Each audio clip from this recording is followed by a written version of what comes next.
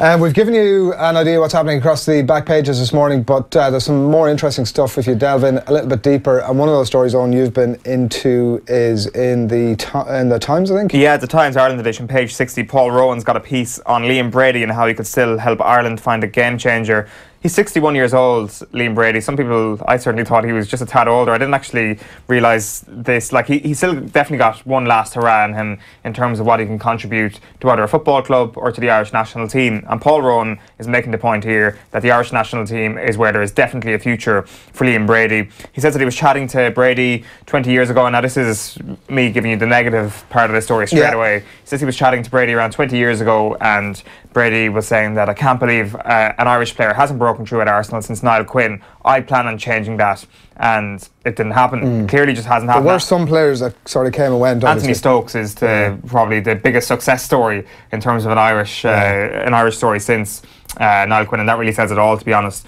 Like, so Paul Rowan in this piece, he talks about Liam Brady persuading Giovanni Trapattoni to take the job, and of course hindsight is a great thing now, but at the time Trapattoni was a bit of a coup, I'd suppose. Oh, it was him or Terry Venables, wasn't it? That was that's it, and how Eamon Dunphy fulfilled his role in the media successfully to completely railroad Terry Venables getting the Ireland job. It is incredible to think that Venables was the second favourite, or the favourite for that job at the time, and if it wasn't for Brady, things could have been a lot worse than the We do as a nation have the capacity to convince ourselves that black is white.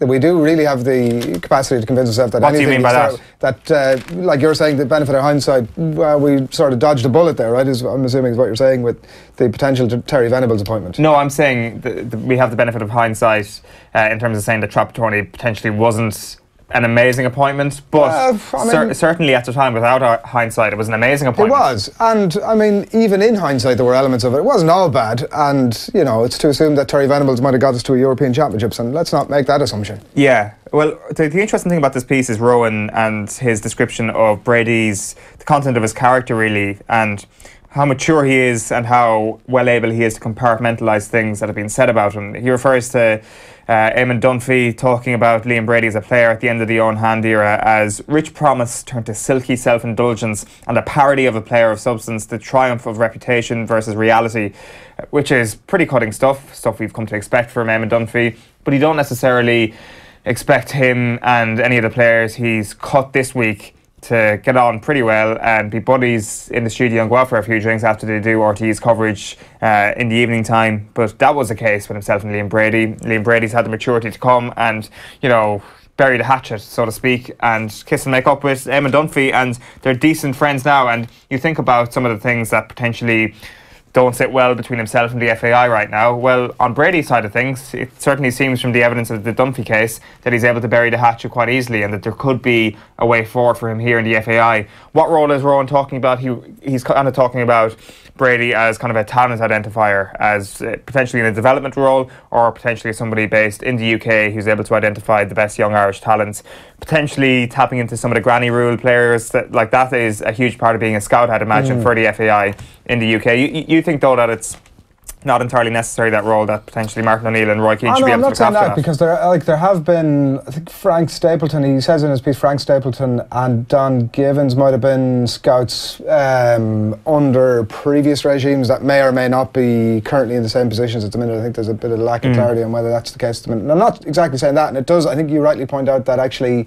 like, it must be kind of easy to identify whatever Irish players are playing at a certain level who might have the opportunity to come and play for Ireland. Like, that must be pretty straightforward. Like, I mean, it's I get my phone out and I look at the club and see who's playing from an Irish context and go and have a look and see if they're good enough or if there's an opportunity of progression. But the harder thing is obviously identifying the Scott Hogans of this world, or the players who might qualify through the granny rule. I think that might be the tougher part of the thing. But I mean, there's a huge amount of that I definitely feel that Martin O'Neill and Roy Keane, if they're to continue in this thing, there's a huge part of those roles, I think, I mean, outside of the fact that you can't be at every game, that's the only issue, really, because it's a part-time role that you have lots of time to sort of consume DVDs and go and meet players and... Yeah, like, I think that talent identification element of the job is something Martin O'Neill is quite good at. As in, we've obviously been quite critical of Martin O'Neill here over the last couple of months, but it's more to do with his in-game management, his tactics, his preparation of the players that he does have. But people have always talked about Martin O'Neill doing quite well in the transfer market. I know that doesn't translate into international football, but it certainly speaks to his level of transfer or talent identification ability. The other thing as well, and it's kind of the last point on this piece, is Eamon Dunphy's relationship with John Delaney, that they seem to have a pretty good understanding, and if things wanted to be thawed in terms of Brady's relationship with the FAI, that could certainly be done via Dunphy, or he could put in a good word. And it's weird that Eamon Dunphy is kind of the major conduit in all of this, but if Liam Brady wants a way back into the FAI, or if the FAI wants to bring Liam Brady back in, then he could be a key player in all of this. If only we had a 110 times capped former Republic of Ireland international on the line that we could maybe get his take on. Kevin Kilbane, come on in. Good morning, lads. How you doing? You've you've taken the Mayo jersey off, is the positive point number one. You've also moved I think you were in the kitchen the last time you were with us. Yeah, well, Tommy. What part of the mansion have you moved on to? Hardly a mansion, Adrian, but Tommy has moved me. Tommy said the lighting was crap there in the kitchen today, Tommy, so I've had to move into the lounge, into the living room there. Not sure how much of that conversation between myself and Owen that you picked up. Paul Rowan's writing in the Times this morning about a potential role for Liam Brady from a scouting point of view. So, I mean, it's kind of Paul Rowan is. I feel that it's a little bit unclear in terms of where he feels that position might be. Whether it's we've just been discussing whether it's identifying Irish players that we know of who are playing at English clubs, or actually whether it's identifying players through the granny rule. When you came through, you obviously came through the underage grades, and it was a stated aim of yours that you were going to play for the Republic of Ireland. But what sort of interaction would you have had at scouts at that level? Was it you pushing forward to come in, or was there somebody reaching out to you? No, it actually was. Well, I mean, you probably know the story.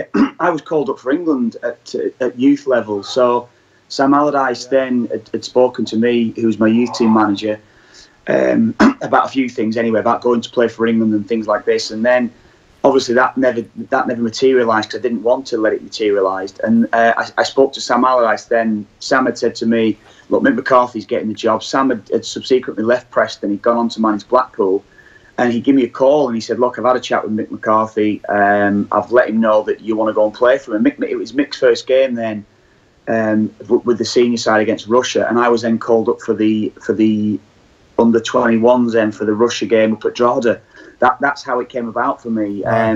There's one or two people along the way have told me that I wouldn't have played for Ireland if people didn't pick up the phone. But basically, that was how it came about. There wasn't so much a scouting system in place then to go and identify the young talent. Yeah. The FAI do have that in place now. I know Brian says it himself. Brian said he used to go over on a Saturday morning, and wherever he was going to, say he was going to Tottenham or he was going to Aston Villa, wherever it would be, he'd always try and take in a youth team game around that area in the morning. He said invariably go and watch an under-18 game.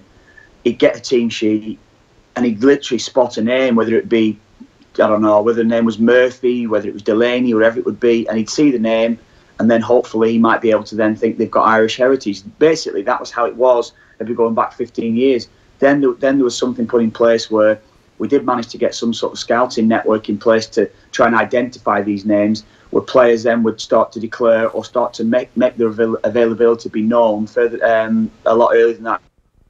Yeah, we're going to give you a shout back there, Kev, because your screen is just frozen. We can hear you in perfect surround sound. We have your picture back, I think. Yeah, like, I mean, it's because even that point about the surnames that you mentioned, I mean, in 2017, it's frequently Irish people aren't necessarily called Michael O'Reilly or Billy Maguire. Yeah. That there's another element to it that, maybe we could apply a bit more science to it. And actually, it strikes me, even as you're talking. Go on, yeah. It has changed now. It has changed now. There is a scouting network in place where they identify players a lot earlier, so it's not necessarily that's how it was. I'm going back like 20 years here on this one. This is how it was. So it's a lot different during those times. I just think overall now we're at a stage where it's not about identifying talent across the water and try to get the granny rule in place. It's about developing our players over in Ireland, and to see how we're going to basically get our players through the system that way. Because the greatest success of our team over the last 10 years has been players coming through from League of Ireland level, because we've not been able to seriously develop players from a younger age, or get the lads that's coming through. I mean, Harry R to be one who will be maybe coming through on the granny rule. maybe that's in that side at the moment. You probably throw off a few names to me, but a lot of those players that played on Tuesday night had played League of Ireland football. Should we be bringing Liam Brady back into the FAI setup, Kev? Well, that depends on what Liam wants himself. Liam was a big loss to Giovanni Trapattoni when he left the FAI at that stage. Now I know that he had commitments with Arsenal at that time. He doesn't necessarily have those now, but Liam was a big loss to Trapattoni because Trapattoni lost. First of all, he lost that communication link that Liam brought to the side. Liam was excellent for Trapattoni of getting his message across because, of course, the language barrier was always going to be the problem. But I don't know. It's a difficult one. I think when you're trying to just all of a sudden we're plucking out names, big personalities, and thinking they're going to be and they're going to take that role. Just because Liam had a role within Arsenal at youth level, does that mean to say that he's going to go out and identify new talent? Liam has never had that role at any stage. So why all of a sudden now do we think he's going to go and become a coach? Become a scout or an identifier? That was never Liam's role at Arsenal. It was never Liam's role when he was with the senior side. So I think all of a sudden you're plucking out a name to go and develop players or try to identify players. He's never done that before. Yeah, it's it's a thought-provoking conversation deserving piece, but the premise of it is that he goes in the piss with Eamon Dunphy, and so actually, yeah, he could have something to offer Irish football.